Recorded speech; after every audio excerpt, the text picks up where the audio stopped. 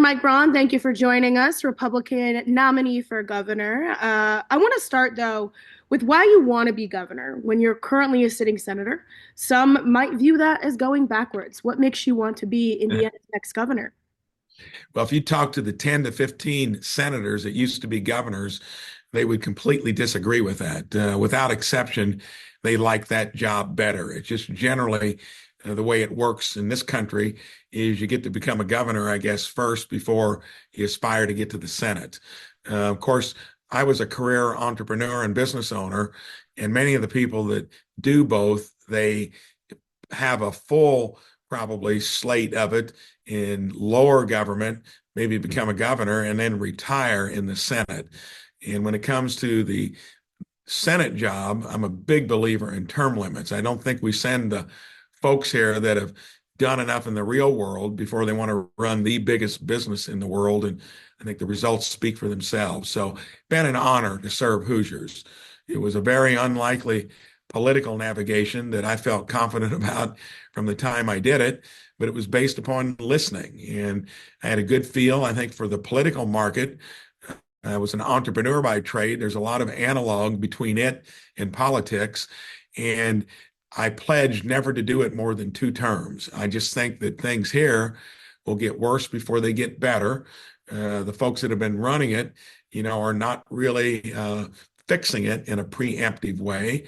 And I think a lot of the problems that our country faces will actually be addressed by enterprising states and governors. So I saw more potential coming back home to lead the state than it would be spending another 6 years here. Property tax reform is one of the biggest issues that is a concern for Hoosiers. You've released a plan, but how would you ensure that Hoosiers get property tax relief while also making sure that local units of government don't take a hit to their budget, especially as those dollars are critical to funding needed services?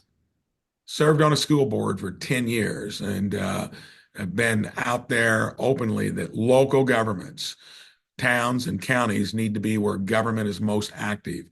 But I always say this, would you ever want the government to grow faster than the highest level that your economy can, meaning the taxpayer's ability to pay the taxes?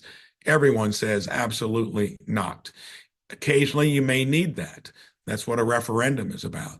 And when they put in the circuit breakers 15, 20 years ago, that was assuming we never have inflation like the federal government, Bidenomics created. So here, this looks at the bill and it simply says that government at its most aggressive growth can't be more than the growth of the economy, therefore the 3% cap.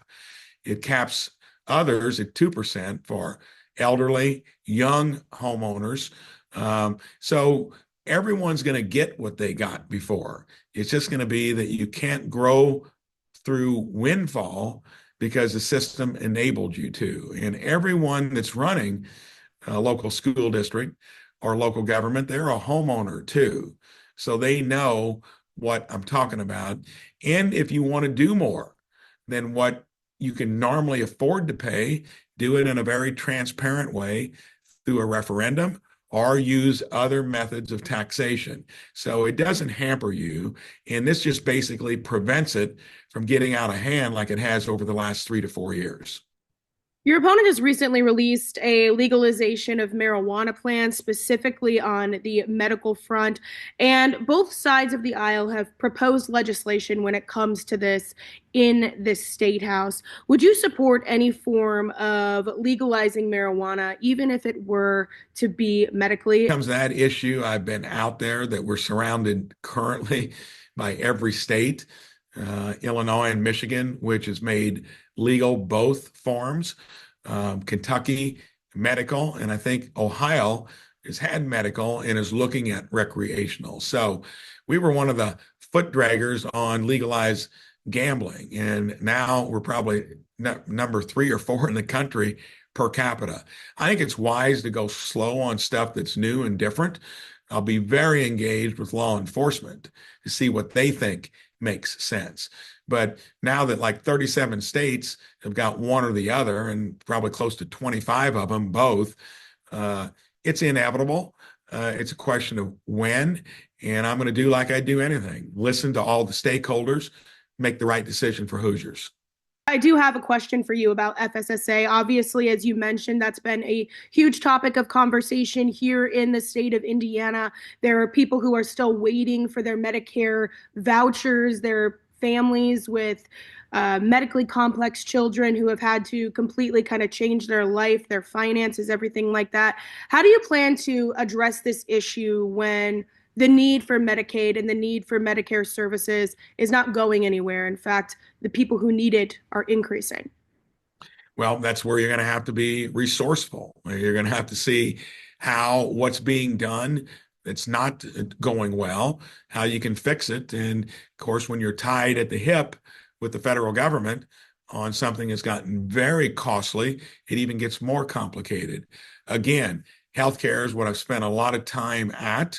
We're going to figure that out, and I'm going to find out who's doing well, who isn't within the agencies, and then get a plan to make sure they're running better. Simple as that.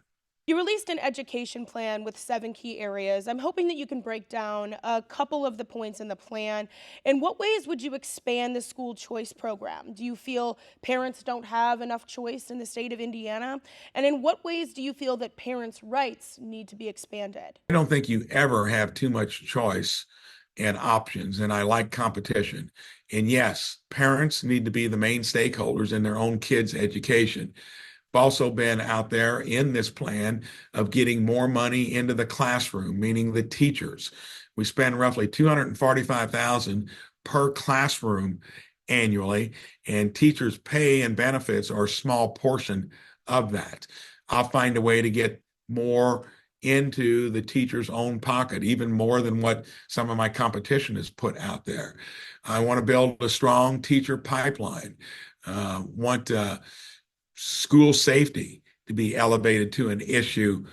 Make sure that we don't have any I's undotted or T's uncrossed. Um, Academic standards and metrics, and just make sure that the most important thing K through 12 should do is prepare you for post-secondary education. And that means generally 2/3 or close to that will enter the workforce. We far too often tried to shove too many kids into a 4-year degree. They waste time and money. And I want to make sure we're producing the right 4-year degrees. We currently underproduce STEM, which gives you that highest stratum. I just want transparency. I want to get the information where parents and kids can look at high demand, high wage, no cost of education, or what the cost of education is if you need more of it post-secondary. To go soon, but specifically on school choice, what do you think needs to be expanded? Because the state legislature has continuously expanded vouchers. You want to see those expanded more, or what exactly do you mean by school choice expansion? I want to make sure that parents have as many opportunities as they can. I cite an example of a local county next to ours. Probably 7, 8 years ago, due to mismanagement within the system, they closed down the highest performing grade school of the three. And that would have created logistical issues for getting kids to school. That ended up being a charter as the option. I don't think you can have too many choices and options. I want to make sure that those are doing well. You can't just have them out there when they're not performing. That's why you got to have metrics tied to all of this. So you can never have too much choice, too much competition, or too much transparency. If you're railing against them, you're probably trying to hide something that you know is not up to snuff. You support access to IVF, and will you entertain any sort of legislation similar to what was passed in the Alabama State House? So you saw the Alabama State House passed it quickly. Every Republican voted against this because it's a federal mandate that insurance, I think, would have to cover it as to boot. They'll always put something into it that then takes it to a place where they taken it out of the range of being bipartisan. Two Republicans that voted for it were the same two that did before. So, yes, I know of no Republican that is not interested in IVF. When you start throwing mandates that insurance has to cover it, or you throw other things into it, there you got to be careful. And I think, again, this is one that you do state by state, but I don't know of any state that wouldn't be interested in doing something practical to make sure IVF is there and available. And I think this is mostly a political stunt on the other side of the aisle.